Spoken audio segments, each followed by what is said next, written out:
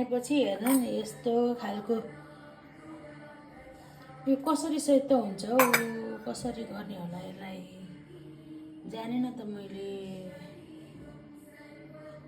ए कागती सर्फ उमालेको आटामा हालेर गरेको या यस्तो गर्दा पनि खोइ त्यति सफा भयो जस्तो त लागेन।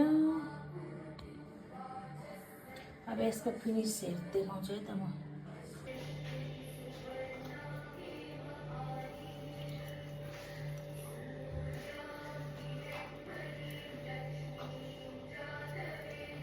अहिले किनेको होइन नि, अहिले त मलाई थाहा छ सेतो खालको किन्नु पर्दो रहेछ होइन।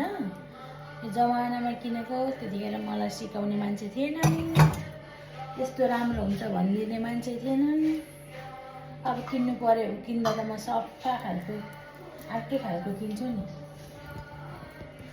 अब फ्याँक्नु पनि सकिँदैन, सबै मोलेर राख्नु पनि सक्दैन।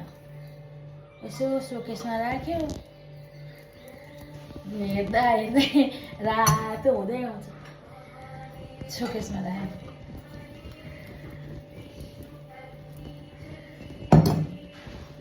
अब यसलाई म उसले मोल्छु पिताम्बरीले। एकछिन यसरी राखिदिएको अरूहरूले भनेको भएर ज्ञान नहुनु थाहा नपाउनुले पनि ठग्दो रहेछ। अर्जिनल काँसाको पैसा लिने बेलामा यो हेरेर कस्तो दामी छ चम्चा।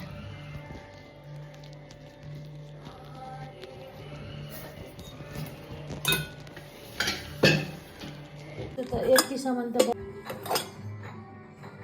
यस्तो भयो मस्काएर।